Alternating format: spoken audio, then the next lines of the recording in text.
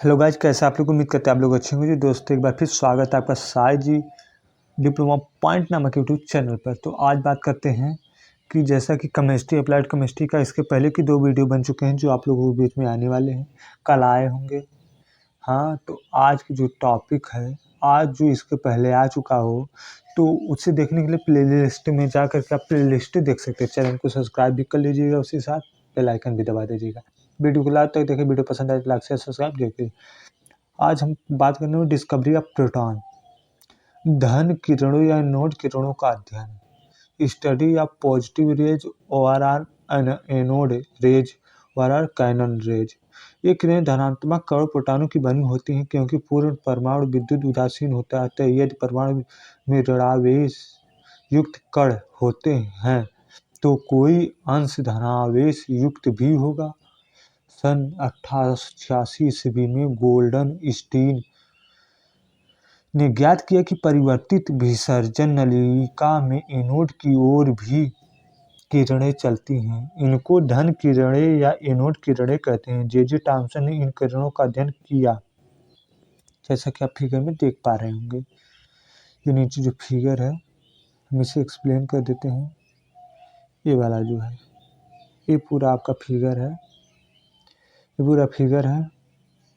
Figure में cathode है, ये एनोड है। जैसा कि हम जानते हैं, अगर एक तरफ निगेटिव होगा तो पॉजिटिव होता है, उसी तरह अगर कैथोड किरणें धनावेश वो ऋणावेशित होती हैं तो एनोड किरणें क्या होंगी? ऋणावेशित होंगी। तो प्लस है तो माइनस तो अवश्य होगा, तो इसके लिए ए है। और उच्च वोल्टेज देखिए 10,000 वोल्ट पर रखा गया है।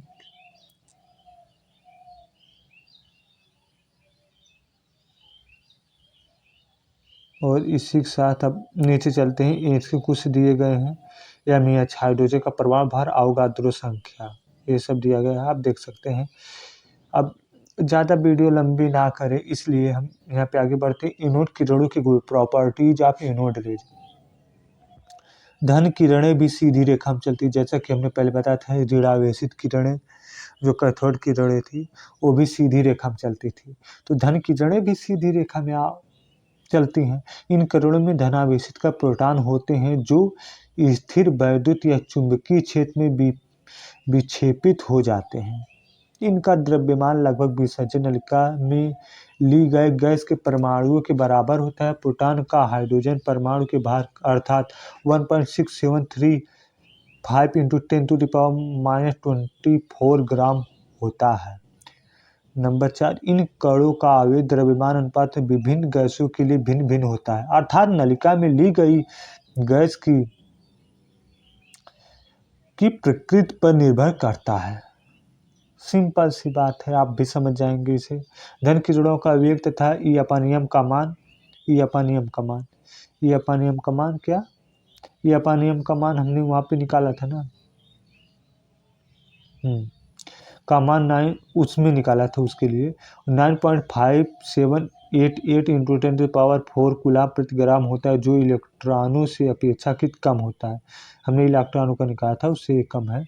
तो धन किरणें फोटोग्राफिक प्लेट को प्रभावित करती, इनकी भेदन शक्ति कैथोड किरणों की अपेक्षा कम होती है। इनकी भेदन शक्ति क्या? कैथोड किरणों की अपेक्षा कम। कौन सी भेदित कर सकती हैं? एनोड किरणें, उनकी भेदन क्षमताएं कम होती हैं। तो धन किरणें प्रतिदीप्त तथा स्फुरदीप्ति उत्पन्न कर सकती हैं। धन किरणें दोनों, तो प्रतिदीप्त तथा स्फुरदीप्त दोनों उत्पन्न कर सकती हैं। तो हाँ, हम आगे बढ़ते हैं। आगे क्या है? इन प्रयोगों द्वारा यह सिद्ध हुआ कि किसी परमाणु के 2 आवश्यक अंग होते हैं। कौन कौन से? ऋणात्मक इलेक्ट्रॉन तथा धनात्मक प्रोटॉन। दो हुए, जैसे कि ऋणात्मक इलेक्ट्रॉन और धनात्मक प्रोटॉन। इलेक्ट्रॉन जैसे कि कैथोड पे हमने पढ़ा था, और धनात्मक प्रोटॉन एनोड पर हमने पढ़ा था। एनोड किरणों के अध्ययन में, उनमें कैथोड किरणों के अध्ययन में हमने ऋणात्मक इलेक्ट्रॉन पढ़ा था। तब इसके आगे बढ़ते हैं। क्योंकि इलेक्ट्रॉन सबसे हल्का क्योंकि हाइड्रोजन सबसे हल्का परमाणु है, इसलिए यह अनुमान लगाया गया है कि हाइड्रोजन आयन इलेक्ट्रॉन का परमाणु जिससे इलेक्ट्रॉन निकाल लिया गया है वह मौलिक धनावेशित कण है जिस पर इकाई धन आवेश होता है। इसका नाम प्रोटॉन रखा गया। हाइड्रोजन की धन किरणों के विश्लेषण द्वारा यह दिखाया जा सकता है कि परमाणु में सबसे हल्का धनावेशित कण प्रोटॉन ही है। सबसे हल्का कण कौन सा है?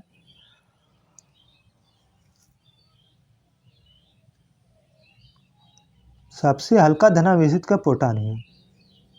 अतः प्रोटॉन को सब परमाणुओं का सार्वत्रिक अवयव यूनिवर्सल कॉन्स्टिट्यूएंट माना जा सकता है। अब यहाँ पर आप फिगर देख पा रहे होंगे, फिगर ए वाला है, इसे हम हटाते हैं। उसके बाद देखिएगा प्रोटॉन बीच में है, इलेक्ट्रॉन चारों तरफ कक्षाओं में चक्कर लगाते रहते हैं, जो आगे पढ़ सकते हैं आप इसको। हाँ, तो इसको हम क्या कह सकते हैं? प्रोटॉन हाइड्रोजन का वह नाभिक है जिस पर इकाई धन आवेश तथा इकाई भार होता है। इकाई धन आवेश और इकाई भार होता है। हाँ, तो ये इसके क्या थे, कुछ डिफिनेशन थी। सन 1980 ईस्वी में रदरफोर्ड ने हाइड्रोजन पर तीव्रगामी अल्फा कणों की बमबारी से प्रोटॉन प्राप्त किए जो इलेक्ट्रॉन लेकर हाइड्रोजन परमाणु में परिवर्तित हो गए और यह सिद्ध किया कि सभी तत्वों में परमाणुओं के नाभिक में प्रोटॉन होते हैं। वो तो आजकल के आप लोग जानते ही होंगे कि नाभिक में प्रोटॉन होते हैं और चारों तरफ इलेक्ट्रॉन और अपनी ऑर्बिट कक्षा में चक्कर लगाते रहते हैं। अब प्रोटॉनों के अभिलक्षण कैरेक्टरिस्टिक ऑफ प्रोटॉन। तो प्रत्येक मतलब कि पहला यह प्रत्येक परमाणु के नाभिक का धनावेशित मौलिक कण है। इसे P या P+ से प्रदर्शित किया जाता है।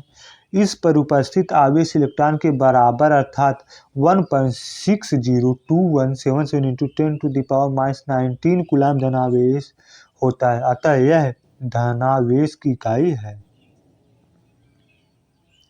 अब प्रोटॉन की त्रिज्या भी लगभग 10⁻13 सेंटीमीटर होती है। इसका द्रव्यमान 1.6735 × 10⁻24 ग्राम अर्थात हाइड्रोजन के परमाणु के द्रव्यमान के बराबर होता है। AMU में इसका द्रव्यमान 1.007276 होता है। अब आगे बात आती है न्यूट्रॉन की खोज। जैसे कि हमने कहा था ईटा पर नाचे, इलेक्ट्रॉन की खोज कितने की थी? थॉमसन ने। पर